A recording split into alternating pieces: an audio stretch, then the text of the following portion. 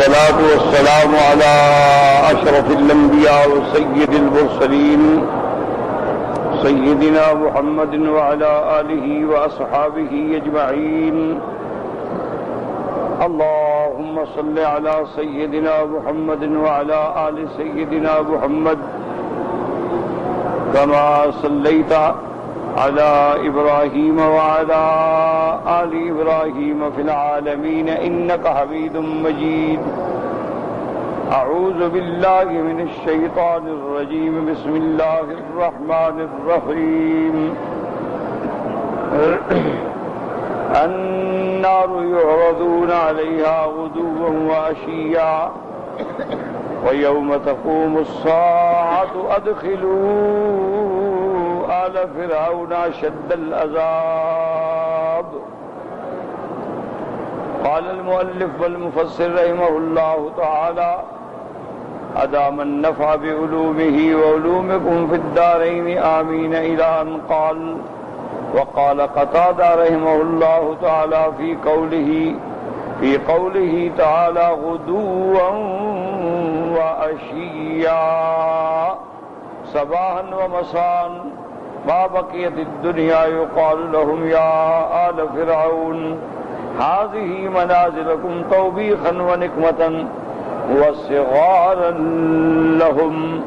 اب حضرت قتادہ رحمۃ اللہ علیہ فرماتے ہیں النار يعرضون عليها غدوا وعشيا. غدوا وعشيا کا معنی یہ ہے کہ صباحا ومساء، صبح کو بھی شام کو بھی آل فرعون کے ارواح کو پیش کیا جاتا ہے، جہنم پہ دکھلائی جاتی ہے اور کہا جاتا ہے کہ یا آل فرعون هذه منازلكم توبيخا ونقمة وصغارا لهم، کہ یہ تمہارا ٹھکانہ ہے، یہ تمہارا منازل ہے. ان کو یہ چیز کیوں کی جاتی ہے؟ تاکہ ان کے لیے ایک عذاب ہے، توبیخ ہے، زجر ہے. وقال ابن زید هم فيها اليوم يرضى بهم ويراه إلى أن تقوم الساعة. حضرت ابن زید رحمۃ اللہ علیہ فرماتے ہیں کہ صبح اور شام جب تک قیامت ہوگی ان کو روزانہ جہنم پہ پیش کیا جاتا ہے. وقال ابن ابی حاتم حدثنا ابو سعید قال حدثنا المحاربی قال حدثنا ليس عبد الرحمن بن سروان عن حذيل بن عبد الله بن مسعود رضي الله عنه قال إن أرواح الشهداء في أجواف طيور خضر تسرح بهم في الجنة حيث شاءوا وإن أرواح ولدان المؤمنين في أجواف عصافير تسرح في الجنة حيث شاءت فتأوي إلى قناديل معلقة في العرش وَإِنَّ أَرْوَاحَ آلَ فِرْعَوْنَ فِي أَجْوَافِ طُيُورٍ سُودٍ تَغْدُو عَلَى جَهَنَّمَ وَتَرُوحُ عَلَيْهَا فَذَلِكَ أَرْضَهَا. اب ابن ابی حاتم نے اس سند کے ساتھ حضرت عبداللہ ابن مسعود رضی اللہ تعالیٰ عنہ سے قول نقل فرمایا. حضرت عبداللہ ابن مسعود رضی اللہ تعالیٰ عنہ فرماتے ہیں ان ارواح الشہداء، جو اللہ کے راستے میں شہید ہوتے ہیں ان کے ارواح جو ہیں سبز رنگ کے پرندوں کے اندر اللہ ڈالتے ہیں. تسرح بہم فی الجنت حیث شاءوا، اور وہ پرندے ان کو سیر کراتے ہیں جنت میں جہاں چاہیں. وَإِنَّ أَرْوَاحَ وِلْدَانَ الْمُؤْمِنِينَ، اور وہ لوگ جو مومنوں کے گھر میں بچے پیدا ہوئے اور فوت ہو گئے ان کے ارواح جو ہیں فی اجواف عصافیرا، جنت کے چڑیوں کے اندر اللہ ان کے ارواح کو ڈالتے ہیں. تسرح بالجنت حیث شاءت، وہ جنت میں پھرتے ہیں، سیر کرتے ہیں، چلتے ہیں جہاں چاہیں. فتأوی الی قنادیل معلقۃ فی العرش، اس کے بعد پھر وہ قنادیل ہیں عرش کے تحت معلق ہیں، ان کے اندر آ کے ٹھکانہ کرتے ہیں. وَإِنَّ أَرْوَاحَ آلَ فِرْعَوْنَ فِي أَجْوَافِ طُيُورٍ سُودٍ، اور آل فرعون کے لوگوں کے جو ارواح ہیں ان کو اللہ نے سیاہ رنگ کے پرندوں میں ڈالا ہے. تغدو علی جہنم وتروح علیہا، صبح اور شام ان کو جہنم پہ لے جاتے ہیں.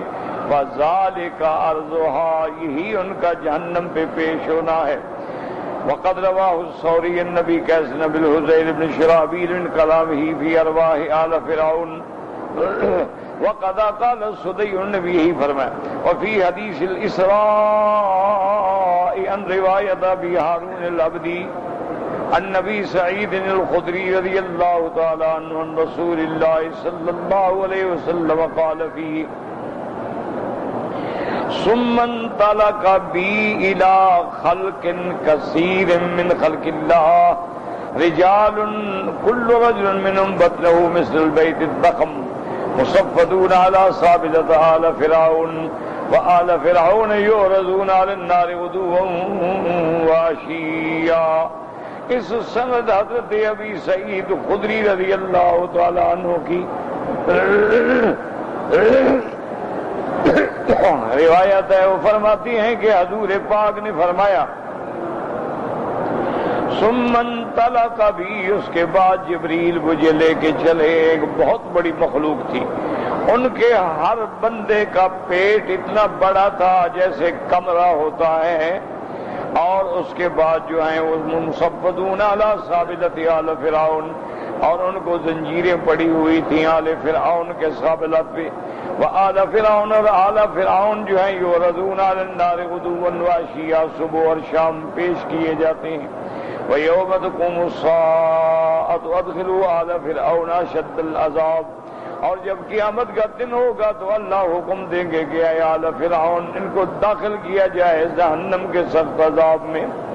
فرماتے ہیں وآل فرعون کالإبل البصومۃ یخبطون الحجار والشجر فلا یاکلون، اور آل فرعون کا ایسے حال ہوگا جیسے اونٹ ہوتے ہیں، اور اونٹ بھی زہریلے، حتیٰ کہ وہ پتھر بھی کھاتے ہوں گے، درخت بھی کھاتے ہوں گے، ان کو پتہ بھی نہیں لگتا ہوگا۔ وقال ابن ابي حاتم حدثنا علي بن حسين قال حدثنا زيد بن اخرم قال حدثنا عامر بن ذكر الحارثي قال حدثنا عتبة بن يقظان عن قيس بن مسلم عن طارق بن شهاب عن طارق بن شهاب عن ابن مسعود رضي الله تعالى عنه النبي صلى الله عليه وسلم قال ما احسن محسن من مسلم انه کافر الا اصابه الله تعالى۔ حضور پاک نے فرمایا جو بندہ مومن ہے، مسلمان ہے، اور اس نے کوئی اچھا کام کیا ہے، اللہ اس کو اس کا ثواب عطا فرمائیں گے۔ قال قلنا یا رسول اللہ ما اصابت اللہ الکافر، فقال ان كان قد بصل رحما او صدق بالصدقه انه عمل حسنه اصابه الله تبارک و تعالی المال والولد والسیئۃ واشباہ ذلك۔ اب وہ فرماتی ہیں کہ ہم نے حضور پاک سے پوچھا کہ یا رسول اللہ صلی اللہ علیہ وسلم اگر کافروں نے کچھ اچھے کام کیے ہیں تو ان کے ثواب کا کیا ہوگا؟ حضور پاک نے فرمایا کہ اگر کافروں نے صلہ رحمی کی ہے، یا کافروں نے کوئی خیرات کی، صدقہ کیا، یا کافروں نے کوئی نیکی کا کام کیا، اللہ ان کو بدلہ دنیا میں دے دیتے ہیں، ان کو مال دے دیتے ہیں، اولاد دے دیتے ہیں، صحت دے دیتے ہیں اور نعمتیں، یعنی ان کی جزا جو ہے، بدلہ جو ہے ان کو دنیا میں مل جاتا ہے۔ قلنا فما حسابته فی الآخرہ قال عذابا دون العذاب۔ ہم نے کہا حضور پھر قیامت میں ان کے لیے کیا ہوگا؟ آپ نے فرمایا عذاب ایک سے بڑھ کر ایک عذاب میں ڈالے جائیں گے۔ وقرأ، اور پھر حضور نے یہی آیت تلاوت فرمائی ادخلوا آل فرعون شد العذاب، ورواه البزار في مسنده عن زيد بن اخرم ثم قال لا نعلم له اسنادا غير هذا۔ وقال ابن جرير حدثنا عبد الكريم ابن ابي امير قال حدثنا حماد محمد الفزاري البلخي قال سمعت الاوزاعي وسأله رجل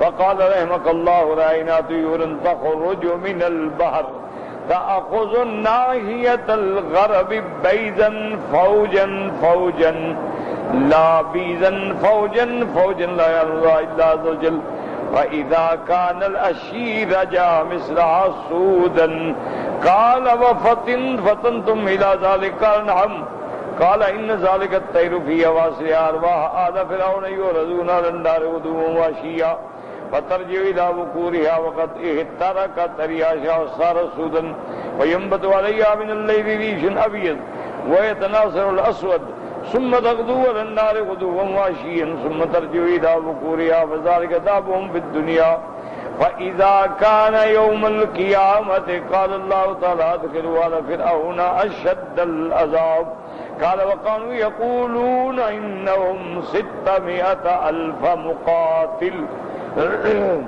اب فرماتی ہیں کہ میں نے محمد الفزاری بلخی فرماتی ہیں سمیت الاوزاعی، میں نے حضرت امام اوزاعی رحمت اللہ علیہ سے سنا، ان سے کسی بندے نے پوچھا تھا اور اس نے آگے کہا اللہ آپ پہ رحم کرے، ہم نے پرندے دیکھے ہیں تخرج من البحر، دریا سے نکلتے ہیں، تأخذ ناحیت الغرب، مغرب کی طرف جاتے ہیں، بیزن سفید رنگ کے پرندے ہوتے ہیں، فوجن فوجن، او بہت جماعتوں کی جماعت، غول کے غول،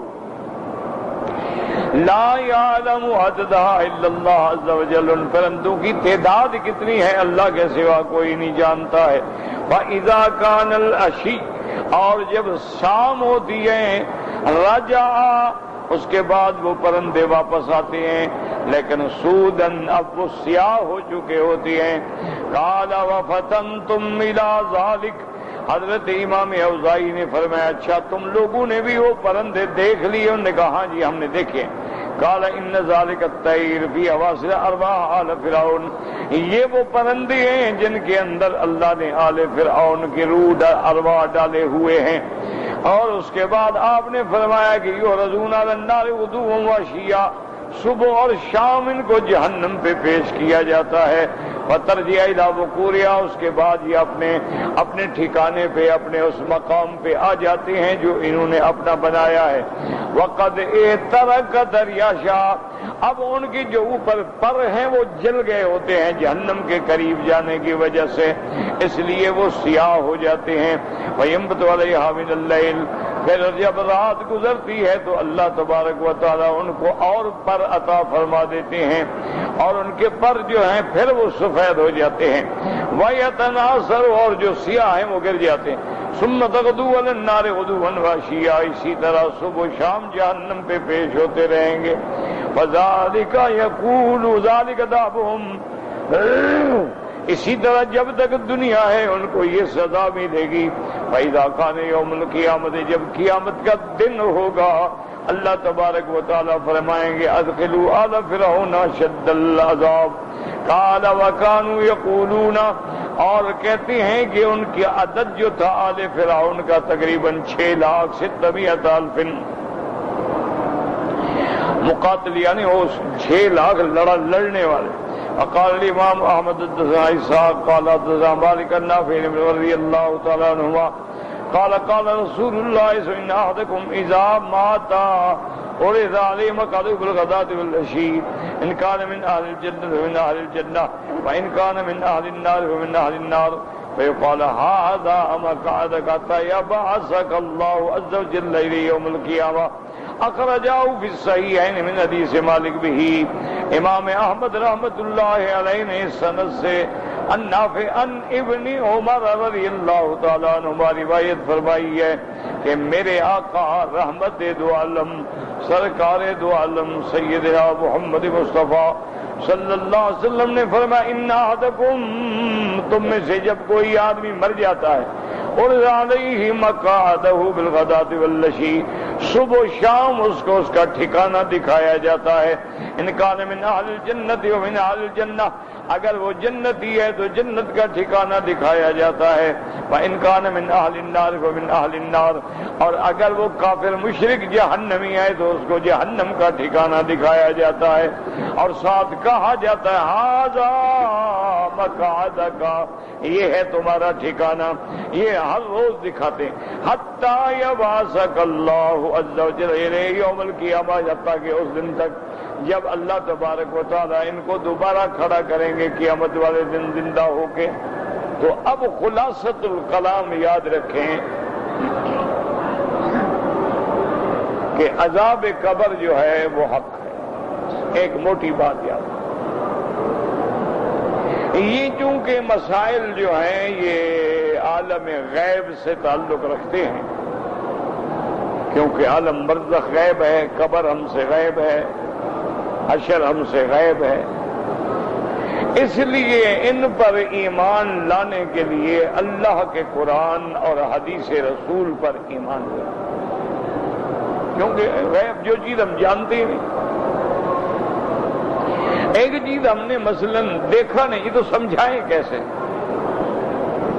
اچھا جو مر گیا وہ تو ابھی واپس آئے گا نہیں کہ آگے بتائے، وہ تو قیامت والے دن اٹھے گا۔ تو اس میں جو اللہ کے قرآن میں ہے یا جو فرمان محمد مصطفیٰ صلی اللہ علیہ وسلم میں ہے اس پر ہمارا ایمان ہے، بس۔ لازماً عذاب قبر جب حق ہے تو ایک قبر یہ ہے جو دنیا میں ہے جس میں ہم مردے کو دفن کرتے ہیں، اس میں تو کوئی انکار نہیں کر سکتا کہ یہ قبر نہیں۔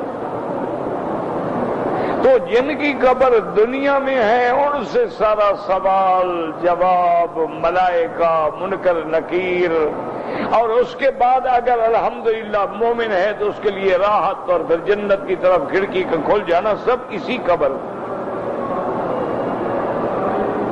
اور جو لوگ جو ہیں وہ اس قبر میں نہیں ہیں، ڈوب کے مر گئے، آگ میں جل گئے، پہاڑوں سے گرے ریزہ ریزہ ہو گئے، جانور کھا گئے، ان کی قبریں جو ہیں وہ برزخی قبریں ہیں، اللہ کے سوا کوئی نہیں جانتا۔ اسی طرح یہ بات بھی یقینی کہ مومنین کے ارواح جو ہیں وہ آسمانوں پہ ہیں، علیین، ان میں شہداء کے ارواح جو ہیں وہ پرندوں کے اندر ہیں، وہ سیر کرتے ہیں، مومنین کی اولادوں کے ارواح جو ہیں وہ چڑیوں کے اندر ہیں، وہ سیر کرتی ہیں، لیکن ان کا تعلق جو ہے وہ جسد سے بھی قائم رہتا ہے، چاہے روح جہاں ہو جسد سے تعلق قائم، سورج جہاں ہو روشنی ہر جگہ، چاند جہاں ہو روشنی ہر جگہ۔ اسی طرح وہ سورج ہم سے کتنا دور ہے لیکن حرارت ہر جگہ، اگر سورج نکلا ہے گرمی ہوگی، چاند ہو تو ٹھنڈک ہوگی، سورج ہوگا تو شدید حرارت ہوگی۔ تو اس لیے ہمیشہ یاد رکھیں کہ روح کا تعلق ہوتا ہے اور اللہ کے آگے کوئی مشکل نہیں۔ اب یہ بلا وجہ کے سوال ہوتے ہیں کیسے ہوتا ہے؟ میں نے کئی دفعہ عرض کیا کہ اگر انسان اپنے عقل سے ایک موبائل کا تعلق ساری دنیا سے جوڑ لیتا ہے تو اللہ کے لیے کیا مشکل ہے؟ تو اس لیے عذاب قبر حق ہے، اور جو چیزیں قرآن میں ہیں، حدیث میں ہیں، ان پہ ہمارا ایمان ہے، نہ ان سے حد سے نکلیں نہ گھٹائیں۔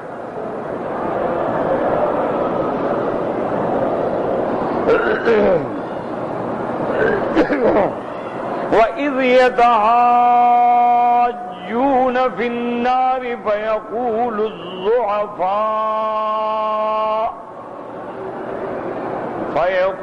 الضُّعَفَاءُ لِلَّذِينَ اسْتَكْبَرُوا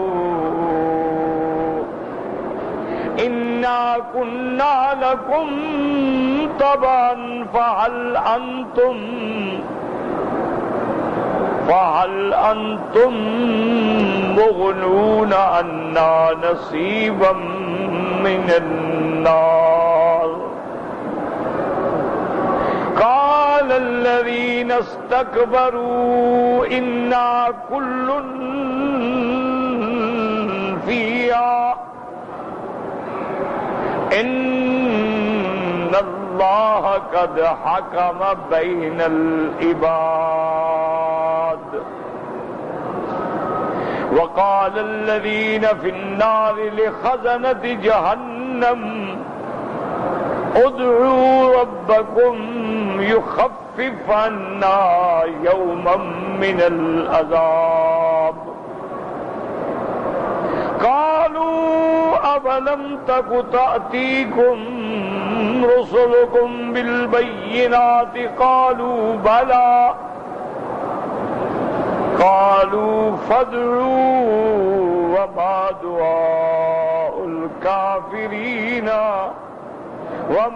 دعاء الكافرين إلا في ضلال.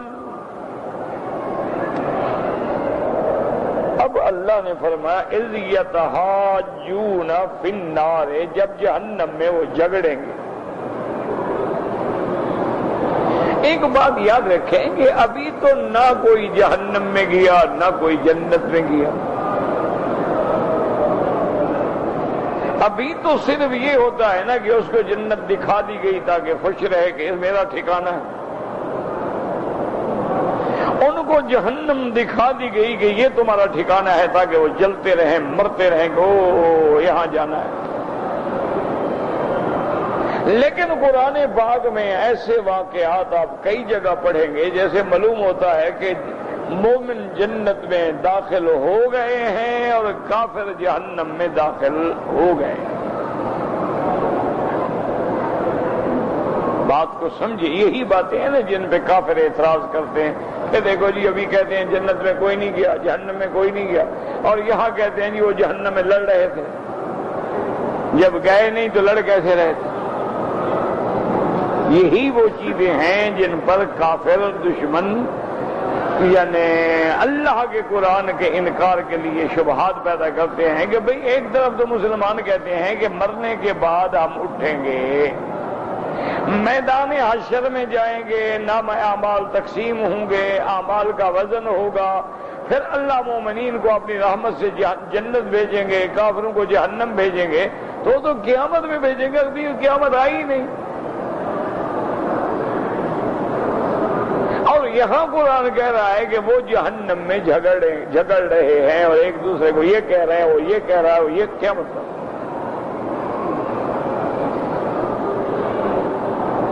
اسی طرح قرآن میں مثلا دوسری جگہ وَنَادَى أَصْحَابُ الْجَنَّةِ أَصْحَابَ النَّارِ أَن قَدْ وَجَدْنَا مَا وَعَدَنَا رَبُّنَا حَقًّا فَهَلْ وَجَدتُّم مَّا وَعَدَ رَبُّكُمْ حَقًّا. جنت والے کافروں سے کہیں گے اے جہنمیوں، اللہ کا وعدہ ہمارے ساتھ پورا ہو گیا، اللہ نے اپنی رحمت سے ہمیں جنت دے دی، تمہارے ساتھ جو وعدہ تھا پورا ہوا جہنم کا کہ نہیں؟ تو یعنی جنت والے ان کو کہہ رہے ہیں. اسی طرح آگے آتا ہے کہ قرآن میں کہ جہنم والے بھی ان کو کہیں گے کہ مہربانی کرو ہمیں بھی کوئی پانی دے دو، کچھ کھانا پینا دے دو. تو ماضی کا صیغہ ہے. اور اسی طرح سے بہت ساری آیات ہیں یاد رکھو قرآن میں جو بظاہر یہ دلالت کر رہی ہیں کہ گویا جنت والے جنت میں ہیں اور جہنم والے جہنم میں.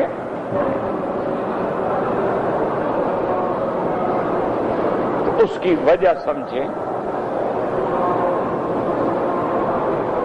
اس کا بارے میں علماء فرماتے ہیں کہ نادا اصحاب النار ماضی کا صیغہ ہے کہ پکارا جہنم والوں نے، حالانکہ یہاں مضارع کا مقام ہے، ینادونا قیامت میں پکاریں گے. یہ مقام مضارع کا ہے لیکن صیغہ ماضی ہے، اس لیے کہ جب کوئی خبر اللہ عطا فرماتے ہیں تو وہ اتنا متحقق الوقوع ہوتی ہے کہ گویا وہ بات ہو گئی، چاہے آئندہ ہوگی لیکن خبر دینے والے تو خدا ہے نا. لتحقق الوقوع، چونکہ وہ خبر ہر حال میں ہوگی اس لیے ماضی کا صیغہ. کئی مقام پہ قد افلح المؤمنون، تحقیق مومن فلاح پا گئے، وہ تو پائیں گے. اصل تو ہے سیفلح المؤمنون، مضارع کا صیغہ ہے. دنیا میں تو مومن مصیبت میں ہے، عذاب میں ہے، ہر وقت دیکھیں ہر دنیا کا قہر اور عذاب جو ہے مسلمانوں پہ توڑا جا رہا ہے.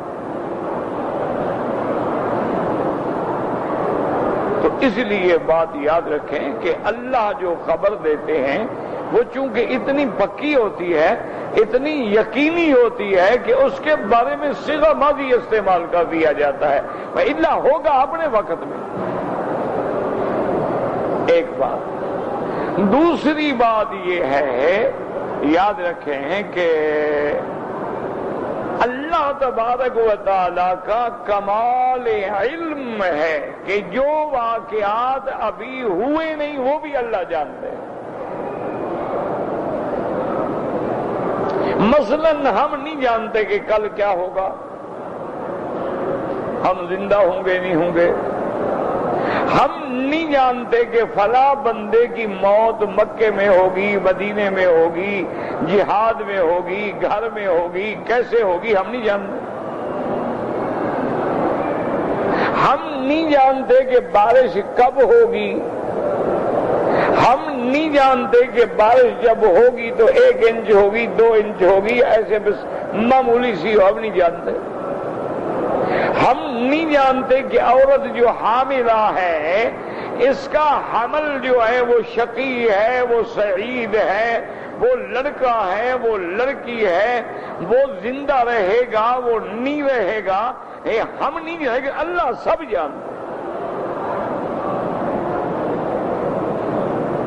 اس لیے اللہ تبارک و تعالی قرآن میں ایسی خبریں دے دیتے ہیں کہ جب بندے کے سامنے، اسی لیے علماء نے لکھا ہے کہ لوح محفوظ میں جو اللہ نے یہ سارا حکم لکھ کے رکھا ہے، جب وہاں سے 4 شیٹ ملائکہ کو ملتی ہے تو حیران ہو جاتے ہیں ملائکہ، سبحانک لا علم لنا، وہ کہتے ہیں مولا تیری شان ہے کہ جو کچھ آج ہو رہا ہے آپ نے پہلے لکھ کے رکھا ہوا ہے۔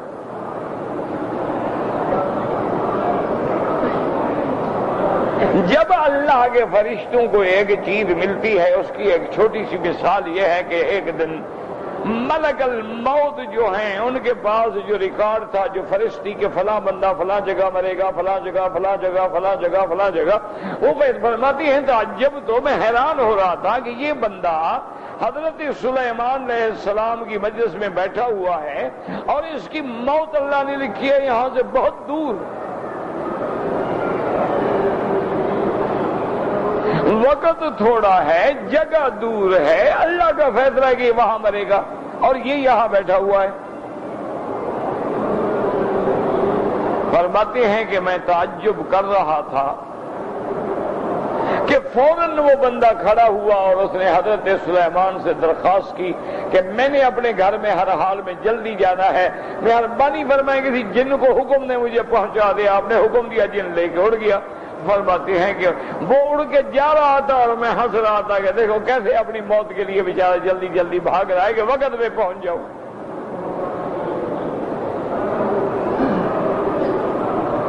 تو اسی لیے یاد رکھیں کہ ہم حیران اس لیے ہوتے ہیں کہ ہمیں علم نہیں ہے نا۔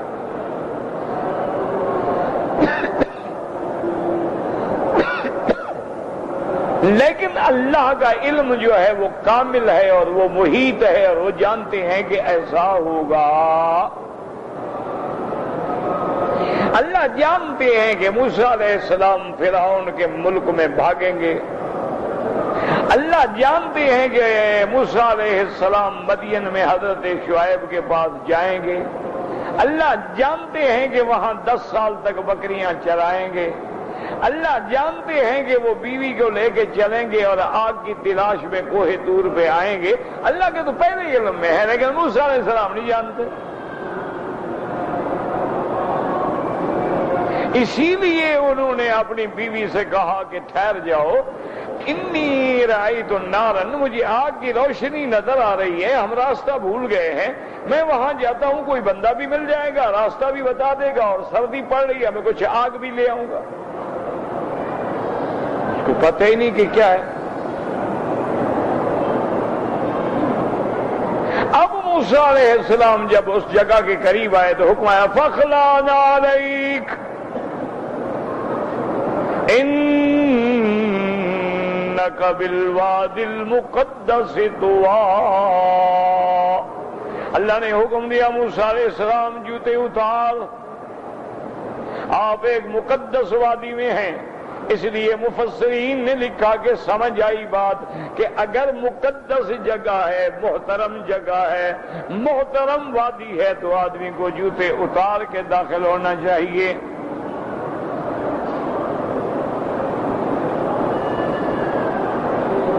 اور یاد رکھیں چھوٹے چھوٹے مسئلے ہوتے ہیں، ان میں ہم بلا وجہ لڑ پڑتے ہیں، لڑنے کی ضرورت نہیں ہے۔ بات یہ ہے کہ بھی اگر جوتا پاک ہے تو آدمی پہن کے نماز بھی پڑھ سکتا ہے، جیسے کپڑا پاک ہے نماز پڑھ سکتا ہے، پلید ہے نہیں پڑھ سکتا۔ یہی عالم جو ہے وہ جوتے کا ہے۔ اس میں ضد کی بات عجیب ہو گئی ہے کہ بعض لوگ تو مسجد سے بھی دور ادب سے جوتے اتار رہے ہیں اور بعض قالینوں کے اوپر بھی جوتے کے ساتھ پھر رہے ہیں، ضد ہو گئی۔ حالانکہ مسئلہ یہ ہے کہ کیا جوتا پاک ہے؟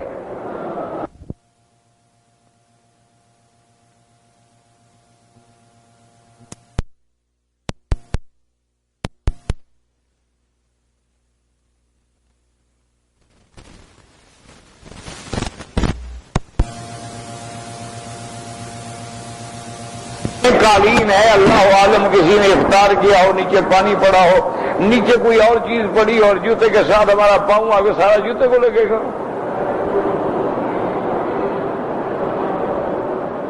اگر جوتا پاک ہے تو کوئی جھگڑا ہی نہیں۔ اچھا پھر حضور کے زمانے میں تو شمس ہے، سورج ہے، کنکریاں ہیں، وہ آگ کی طرح گرم ہو جاتی تھی۔ صحابہ کہتے ہیں کبھی کبھی ہم کنکریوں کو مٹھی میں لے کے کچھ ٹھنڈا کر لیتے تھے کہ سجدے والی جگہ رکھ دیں گے، تو سجدہ نہیں ہوتا، آگ لگ جاتی۔ اور آج آپ ایئر کنڈیشن میں ہیں، قالینیں ہیں، نیچے سنگ مرمر ہے، ٹھنڈا فرش لگے ہوئے ہیں، تو حالات جب بدلیں گے تو لازمی بات ہے کہ حکام بھی بدلیں گے۔ جب حالات میں تبدیلی آئے گی تو لازمی بات ہے کہ پھر احکام میں بھی تبدیلی آئے گی۔ تو اس لیے یاد رکھیں کہ ہر چیز اللہ کے چونکہ علم میں ہے، موسیٰ علیہ السلام کو پتہ ہی نہیں۔ اللہ خود خطاب فرما رہے ہیں، خود کلام فرما رہے ہیں، موسیٰ علیہ السلام کو اب اللہ کا کلام ہوتا ہے، اللہ آپ کو چن لیتے ہیں، مقام رسالت و نبوت مل جاتا ہے۔ معجزات کے لیے اللہ فرماتے ہیں کہ یہ عصا جو تیرے ہاتھ میں اس کو ڈالو، ڈالتے ہیں موسیٰ علیہ السلام ڈر جاتے ہیں، چونکہ موسیٰ علیہ السلام کو تو پتہ نہیں ہے نا۔ تو اسی لیے یاد رکھو کہ ہمیں کیونکہ علم نہیں ہوتا ہے تو ہم حیران ہوتے ہیں۔ اللہ کے ہر چیز علم میں ہے۔ اللہ اپنے بندوں کے سامنے وہ قیامت کا منظر رکھ دیتے ہیں، گویا ہمارے سامنے قیامت آ گئی، جنت والے جنت میں پہنچ گئے، جہنم والے جہنم میں پہنچ گئے۔ یعنی ایک ایسا منظر ہے، کہتے ہیں نا کہ جی فلاں آدمی نے ایسی منظر کشی کی ہے نا، معلوم ہوتا تھا کہ ہم بالکل اس میں پہنچ گئے۔ اور یہ تو خدا ہے نا، وہ تو مالک ہے۔ تو اس لیے اللہ نے ان آیات میں فرمایا وَإِذْ يَتَحَاجُّونَ فِي النَّارِ فَيَقُولُ الضُّعَفَاءُ لِلَّذِينَ اسْتَكْبَرُوا إِنَّا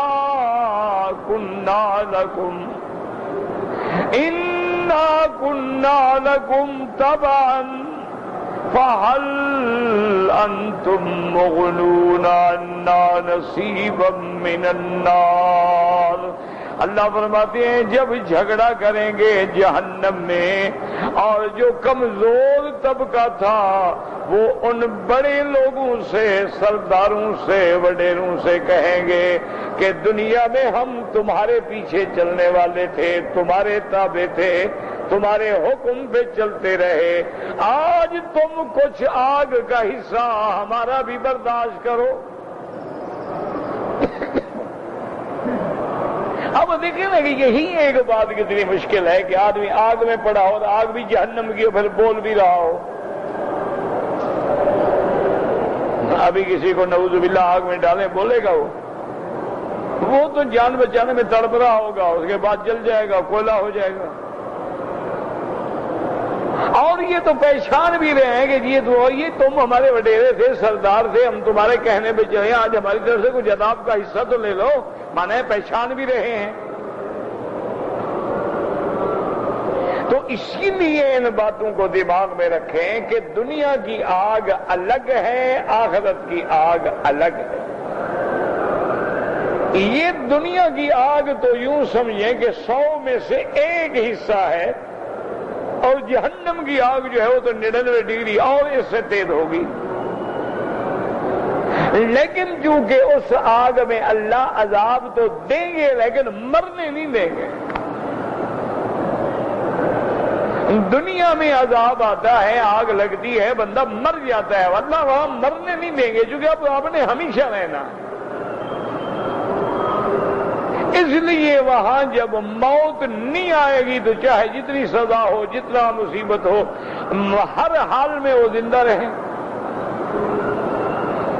وہ مجھے ایک آدمی نے بتایا، اس نے کہا جی کہ مجھے اللہ معاف کرے پولیس نے پکڑا اور تشدد کیا میرے ساتھ۔ بعض اب کتابوں میں بھی واقعات آ رہے ہیں۔ انہوں نے کہا بس ہم یہ سمجھتے ہیں کہ شاید زندگی ہو تو بندہ ہر بات برداشت کر جاتا ہے، ہماری چونکہ ابھی موت نہیں آئی تھی، ورنہ جو عذاب سے ہم گزرے ہیں وہ سوچ ہی نہیں سکتا کوئی۔ جن عذابوں سے دشمن اپنے قیدیوں کو گزارتے ہیں، جن عذابوں سے انہیں مبتلا ہونا پڑتا ہے، کبھی الٹے لٹکے ہوئے ہیں، کبھی رولر پھیرے جا رہے ہیں، کبھی جناب اللہ معاف کرے کپڑے کرنے کی استری جو ہے نا گرم کر کے ان کے بدن پہ رکھی جا رہی ہے، کبھی سگریٹ سے ان کے حساس مقامات کو جلایا جا رہا ہے، اور اللہ معاف کرے کبھی ڈرل مشین رکھ کے ان کو ڈرل کیا جا رہا ہے، تو کون بندہ بچ سکتا ہے؟ لیکن انہوں نے کہا کہ چونکہ زندگی ہے بچ گئے، موت جو نہیں آئی تھی۔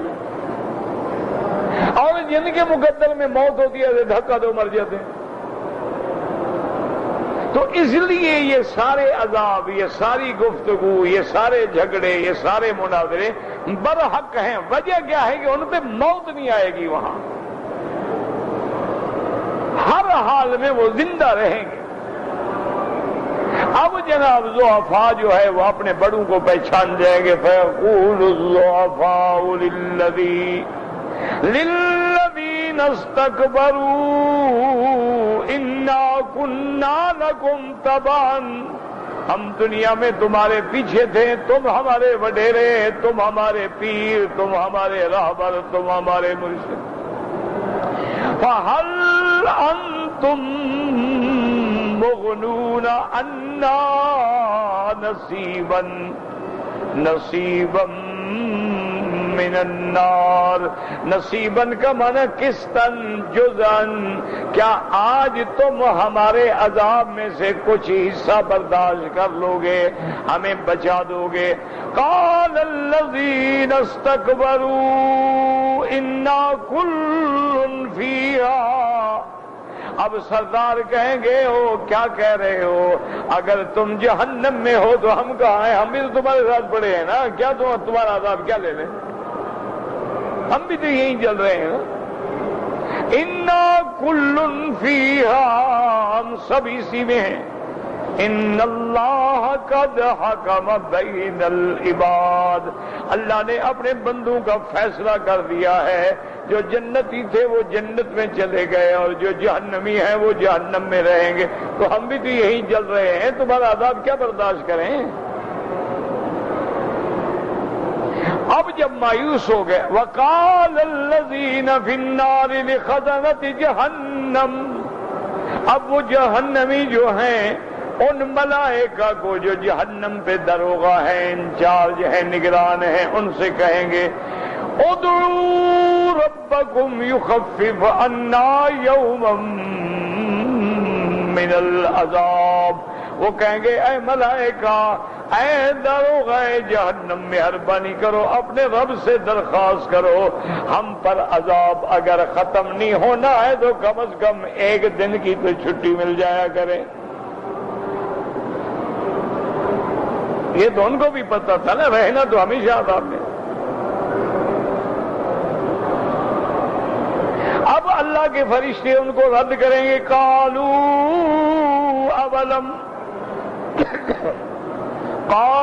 اولم تک تأتیکم رسلکم بالبینات قالوا بلی، اللہ کے فرشتے کہیں گے ظالمو کیا تمہارے پاس اللہ نے پیغمبر نہیں بھیجے تھے؟ تمہارے پاس وہ معجزات آیات دلائل لے کر نہیں آئے تھے؟ کہیں آئے تھے جی، وہ تو مانتے ہیں آئے تھے۔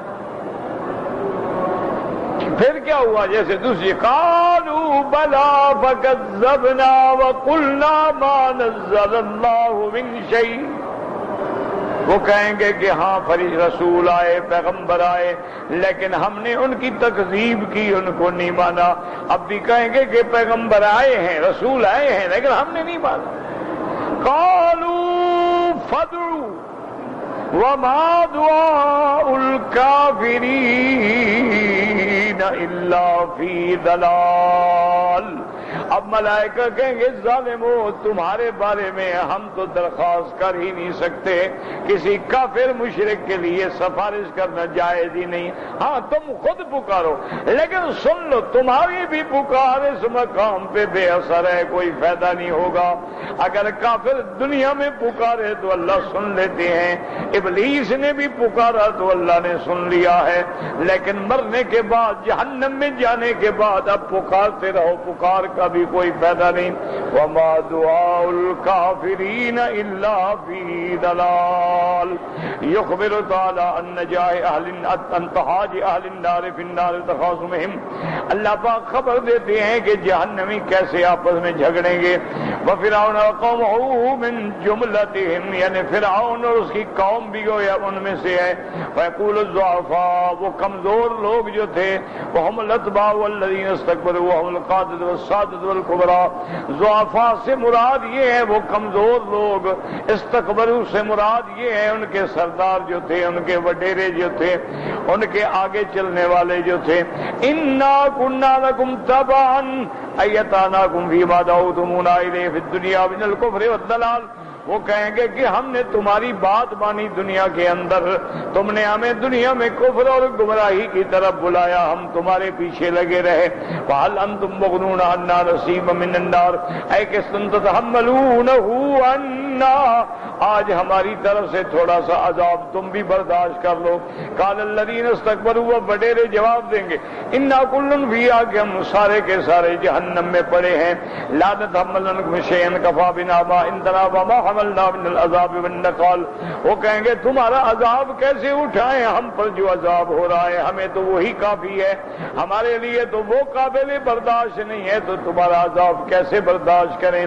ان اللہ قد حکم بین العباد وقسم بین العذاب قدر ما یستحق کل منا، اللہ تبارک و تعالیٰ نے بندوں کے درمیان میں فیصلہ کر دیا ہے، ہر بندے کو جس کا در عذاب ہونا ہے وہ ہونا ہے، ملے گا، وہ نہ کم ہو سکتا ہے نہ کسی اور کو تقسیم ہو سکتا ہے۔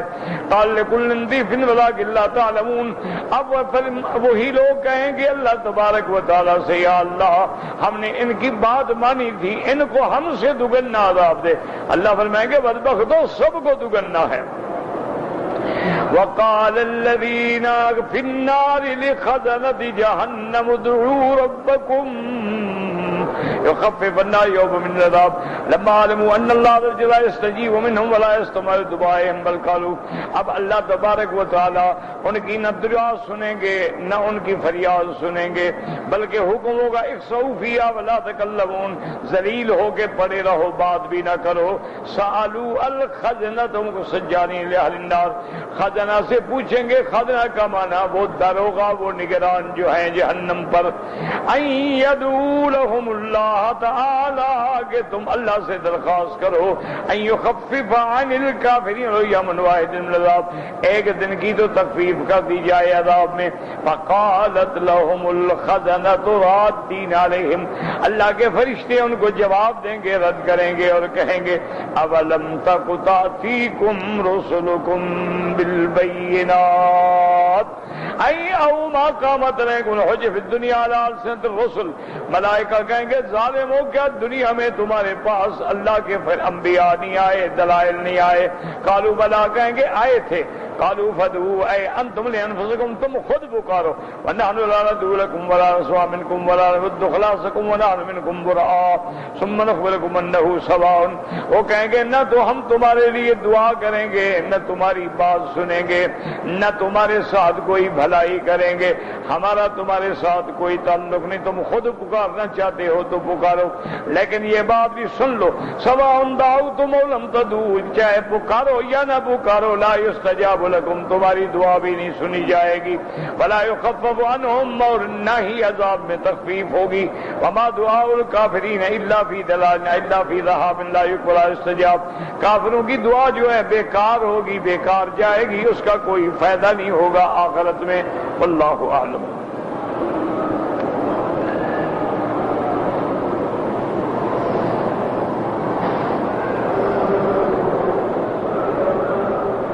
کہتے ہیں جی کہ اگر کسی میاں بیوی نے مثلاً رات میں ملاقات ہوئی، ان کی مجامعت ہوئی، اب دونوں جنابت میں ہیں، اب چھوٹا بچہ ہے وہ رونے لگ گیا، تو کیا عورت غسل سے پہلے اپنے اس بچے کو دودھ پلا سکتی ہے یا نہیں پلا سکتی؟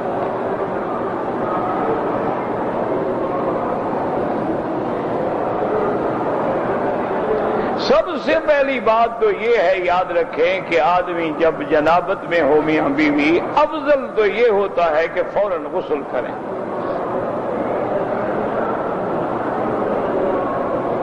غسل کرنے سے ایک تو ان کی نشاط ہوگی، طبیعت میں نشاط آئے گی، اور دوسرا یہ بھی ہوتا ہے کہ انسان کی موت کا تو کوئی پتہ ہی نہیں ہوتا نا، کب مرنا ہے، تو اچھا ہے کہ آدمی پاک صاف ہو کے سو جائے۔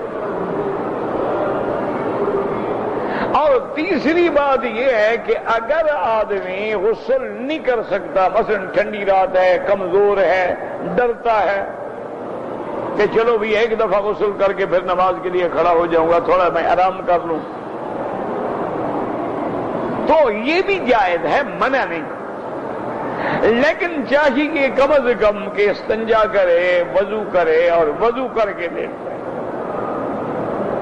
یہی حکم عورت کے لیے ہے کہ یا تو غسل کر لے، اگر غسل نہیں کر سکتی تو استنجا اور وضو کر لے، اگر بچہ روتا ہے تو دودھ پلا سکتی ہے، اس میں کوئی حرج نہیں ہے، کوئی معنی نہیں ہے۔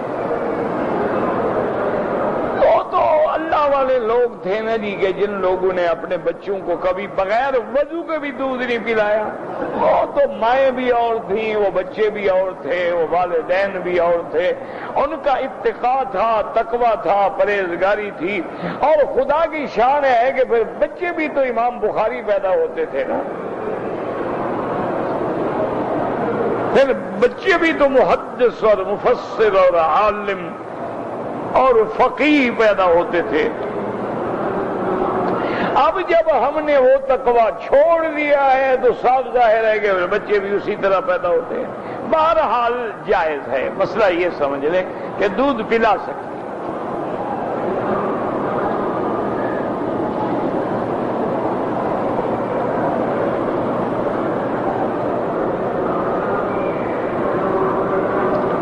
میری کیا پتہ نہیں، کوئی بیمار ہے 7 سال سے، اللہ ہر بیمار کو شفا دے۔ دیکھو نا، جب سب بیماروں کے لیے دعا مانگو نا تو اللہ کی رحمت زیادہ آتی ہے، کیوں؟ اس کی رحمت میں کمی ہے۔ تو اس لیے جب بھی دعا مانگا کریں، اللہم اشفنا واشف مرضانا ومرضى المسلمین، کہ یا اللہ ہمیں بھی شفا دے اور ہمارے بیماروں کو بھی شفا دے، اور جتنا مسلمانوں کے بیمار ہیں سب کو شفا عطا فرما دے۔ بہرحال اللہ کے ہاتھ میں شفا ہے، اللہ کے سوا کوئی شفا نہیں دے سکتا۔ اسی طرح حضور کی جو دعائیں ہیں نا، وہ اگر یاد کر لیں نا تو سب سے بڑا علاج ہے۔ اذهب الباس رب الناس انت شافی لا شفاء الا شفاؤک شفاؤک لا یغادر سقما. یہ ایک دعا. بسم اللہ ارقیک اللہ یشفیک ان کل داء یؤذیک. یہ دوسری دعا ہے. اعوذ بکلمات اللہ التامات من شر ما خلق. یہ دعا ہے. اعوذ بکلمات اللہ التامات من شر ھذا الوجہ. یہ بھی دعا ہے. اسی طرح حضور نے فرمایا کہ اگر درد ہے کسی جگہ تو یہ دائیں ہاتھ اسی جگہ رکھو اور پڑھو بسم اللہ اعوذ بعزت اللہ وقدرتہ من شر ما اجد واحاذر. 7 دفعہ پڑھ کے دم کر دیں تو درد ختم ہو جائے گا. تو بہرحال یہ دعائیں یاد کر لیں, ضرورت کے مطابق دعائیں پڑھا کریں. اور جن کو نہ آتی ہوں نا, سورۃ الفاتحہ سب سے بڑی شفا ہے کہ سورۃ الفاتحہ پڑھ کے دم کر دیں, سورۃ الفاتحہ پانی پہ پڑھ کے پلا دیں. اسی طرح جو معوذتین ہیں اور اسی طرح قل یا ایھا الکافرون قل ھو اللہ احد قل اعوذ برب الفلق قل اعوذ برب الناس, یہ صورتیں پڑھ کے اپنے ہاتھوں پہ دم کر کے اپنے بچوں کو پھیر دیا, اپنے بدن پہ بھی پھیر دیا. یہ بڑی نعمتیں ہیں, اللہ کئی بلاؤں سے بچا لیتے ہیں.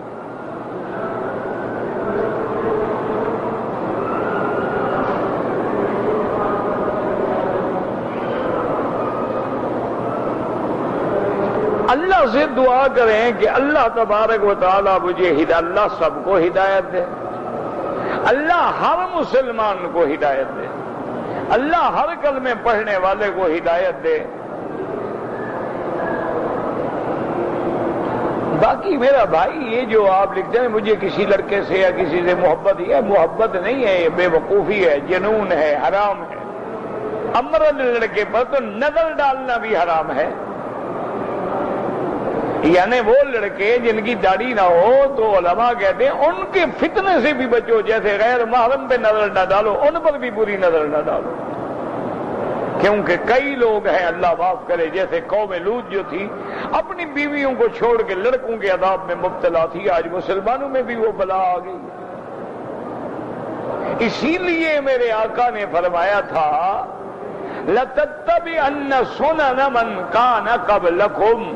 آپ نے فرمایا تم لوگ بھی جیسے پہلی امتوں نے کیا ہے تم بھی کرو گے.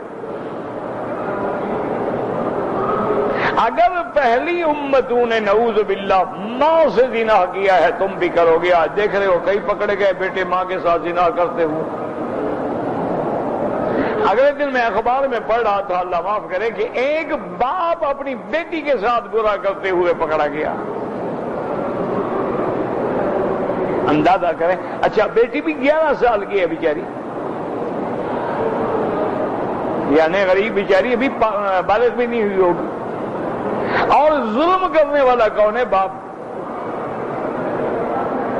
اسی لیے حضور صلی اللہ علیہ وسلم کا فرمان ہے کہ جب بچہ 10 سال کا ہو جائے اس کا بستر الگ کر دو, اس کا اپنے بستر میں مت سلاؤ, اپنے کمرے میں مت سلاؤ. کیوں؟ وہ بچہ ہے, آخر سمجھدار ہے, اب تو دیکھے گا. اسی لیے ہے کہ ان کو نماز کے لیے سختی کریں اور ان کے فراش اور ان کا بستر, ان کا سونا الگ کر دیں. اور اسی طرح حکم ہے کہ اپنی اولادوں پہ, اپنے اہل پہ, عیال پہ نظر رکھیں. قوا انفسکم واہلیکم نارا, اپنے نفس کو بھی اور اپنے اہل کو بھی, اپنی اولادوں کو بھی جہنم کی آگ سے بچائیں. تو اللہ تبارک و تعالی معاف فرمائے. یہ باتیں جو ہے نا جی, یہ سب سے بڑا ظلم ہوتا ہے جی. مجھے محبت ہو گئی, مجھے فلاں ہو گیا, فلاں ہو گیا. کیا جنون ہے, سودا ہے, کیا محبت ہو گئی؟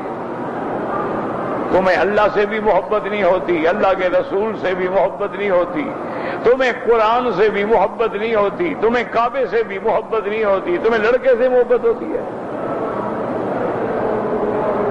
انا للہ و انا الیہ راجعون. تو اس لیے اس کا علاج یہ ہے کہ دور رہو اور اہل اللہ کی صحبت اختیار کرو. یا ایھا الذین آمنوا اتقوا اللہ وکونوا مع الصادقین، اللہ سے ڈرو اور سچے لوگ کون ہوتے ہیں؟ جو ایمان پہ چلنے والے، دین پہ چلنے والے، دین کا کام کرنے والے۔ اپنے آپ کو اس ماحول سے نکال لو اور دین والے ماحول میں لے جاؤ۔ جب دین کے ماحول میں آپ جائیں گے تو انشاءاللہ وہ جو زنگ لگے ہوئے ہیں، میل لگی ہوئی ہے، وہ خود بخود دھل جائے گی۔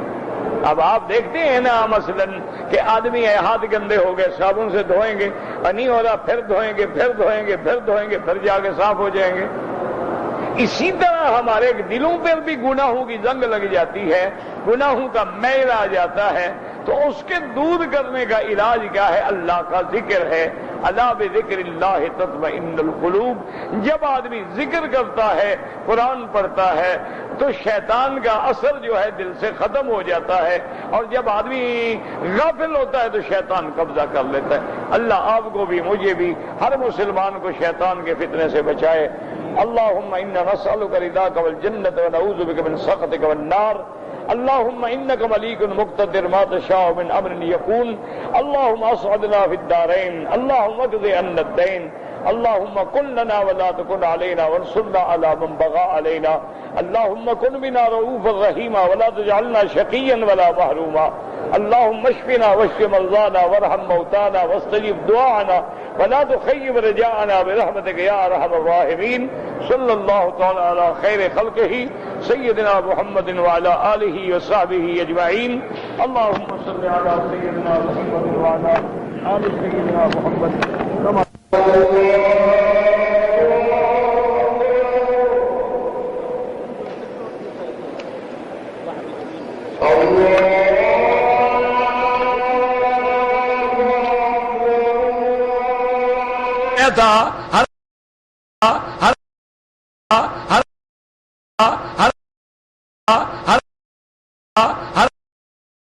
ہر